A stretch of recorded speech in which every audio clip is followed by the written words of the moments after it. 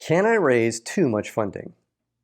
The reason they failed is they raised too much money. My friend, mentor, and venture capitalist Dave said to me, we were talking about a very well-known startup that raised a ton of money and now was shutting down. Having too much funding seems like a great problem to have. However, raising too much money can kill your startup. And that's what today's video is all about. In today's video, I'll share with you the problems with raising too much money, and I'll show you how to determine what is the right amount of money to raise. I hope you like it. Hi, I'm Brett. On my channel, I help early stage startup CEOs like you raise money and grow your startup. So if this sounds like you hit the subscribe button and the bell so you get notified every time I release a new video. Let's get started. Today's video is divided into 3 parts. Part 1 explains why raising too much money can destroy your startup. In Part 2, I explain the danger of raising too little money. And in Part 3, I provide you with the steps you should take to determine the right amount of money to raise. So let's get started with Part 1, why raising too much money can destroy your startup. And let's start with number 1 on the list. Number 1, you'll be pushed to grow faster than you can. I know this one from personal experience. I'll never forget it. I was giving an update to our board of directors on our progress. The company was executing well, and our investors were very happy.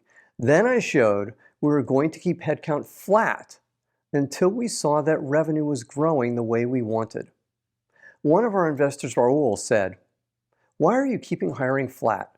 I explained that I didn't want to run out of cash too soon. Then Raul said, "Don't worry, Brett, we'll support you." I'm sure Raul meant what he said. However, he didn't complete his thought.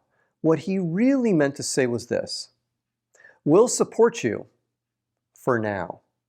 In other words, if you burn through your funding too fast, even if it's at your investor's request, your investors might not be there to support you with more funding.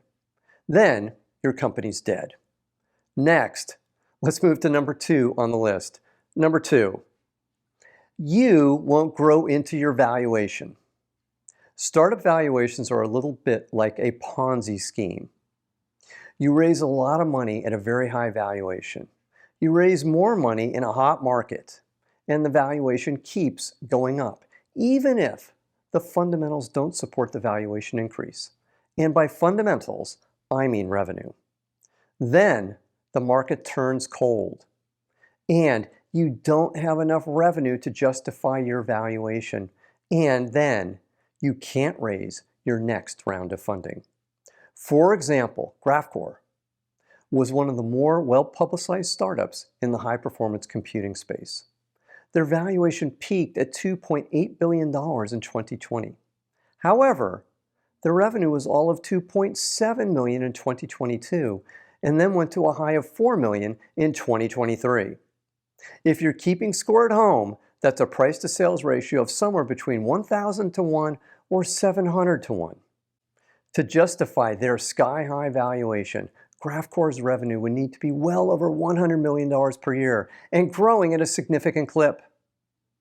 Then the bottom fell out, and Graphcore was forced to sell the company at a loss for the investors. Next, let's move to number 3 on the list. Number 3, you'll lose discipline with spending.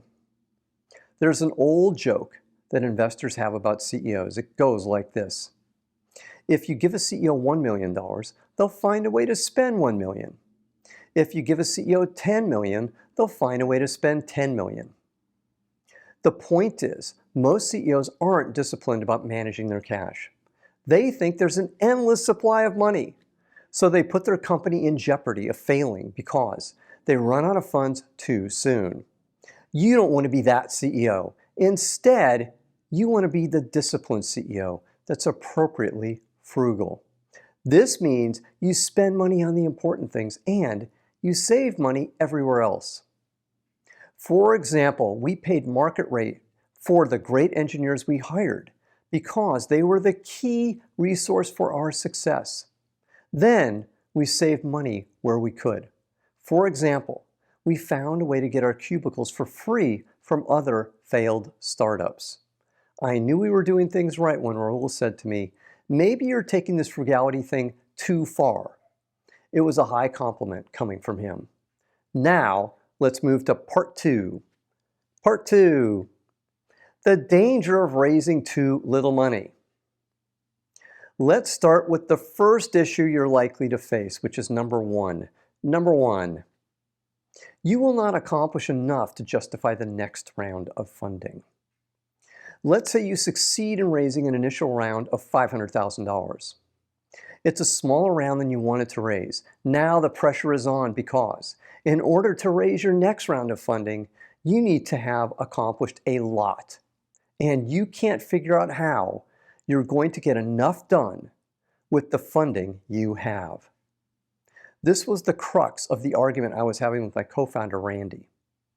Randy wanted us to raise $5.5 million, and I wanted us to raise $11 million. I was worried we wouldn't accomplish enough, and we'd shorten our runway. We stuck with my plan and ended up raising $12 million. Next, let's go to number two on the list. Number two, you decrease your chances of raising money at all. I can't tell you how many discussions I've had with CEOs thinking it will be easier to raise a smaller amount of funding. They think investors have a lower bar for a smaller amount of money. They don't. That's why, just like in our case, too small a round of funding can make it nearly impossible for you to raise money. Here's why. Investors are smart. They understand if you shorten your runway and don't accomplish enough, then it's going to get really difficult to raise the next round of funding. That means their investment goes to zero, and that doesn't work. Next, let's move to number three on the list. Number three, you'll be in perpetual fundraising mode. Ideally, you'd like your funding to last 18 to 24 months or more. However, many times I see the initial angel rounds of funding close with just 12 months of runway. Since it might take you 12 months to raise your funding, it puts you, the CEO, in a mode of always raising money.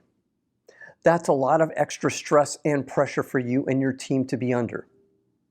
Building a successful startup is hard enough without creating unnecessary risks in the business that you want to avoid if you can. Now, let's move to part three. Part three, how to determine the right amount of funding to raise. And let's start with number one here. Number one, develop your milestone plan. By milestones, I mean key milestones, such as a major product announcement or hitting your revenue goal. I don't mean a plan of minor things, such as completing your marketing plan. The major milestones are indicators of progress your startup is making. To raise your next round of funding, you need to achieve enough to reduce the risk for the next group of investors. This was why I wanted us to raise more money.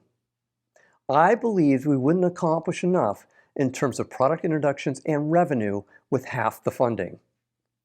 This leads directly to the next step, which is step number two.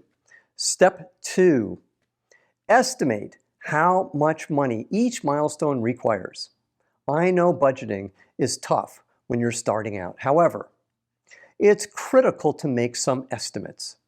And I know this is a tough task, but it would be great to estimate your expenses for the next 5 years. Yes, you might be way off, but it will give you an idea, especially for the close-in goals, of how much money you need to accomplish them. Now you have a rough estimate of when you will accomplish your milestones and how much money you will need to get there. And this leads directly to step number three. Step three, add a cushion for surprises.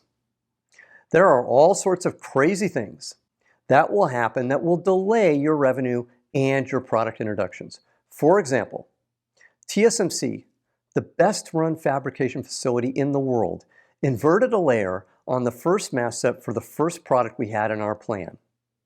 The result was the product came back to us as a dead short, and it cost us 2 months in delays. There were other crazy things we didn't plan on happening that cost us time too. I can guarantee you'll likely have similar things happen, and you'll likely have your own delays caused by mistakes that you and your team make. You need to plan for the mistakes ahead of time, or you'll run out of money too soon. Now, we move to the final step in our process, step 4. Step 4, get feedback and iterate your plan. I always tell the CEOs I work with that just because you want to raise a certain amount of money doesn't mean you can raise the money. There's the real possibility that you're asking for the wrong amount of money. The only way to find out is to test the market. Reach out to a small group of investors and get feedback on your plan. You'll need to adjust your plan if you're getting significant pushback. Now, if this content is resonating with you, then please hit the like button right now. One final thought. It's your company. If you do raise too much money, then run the company the way you want, not the way investors are pushing you. In other words, stay appropriately frugal and use the extra funding to extend your runway and accomplish a lot more. Now, I've got 2 more things for you today. First, if you want help fixing your pitch, then just watch this free 20-minute training. Second, scan this QR code to join my group for startup CEOs, Zero to Pitch Gold. I'm Brett at brettjfox.com. Thanks for watching today. Take care. Bye.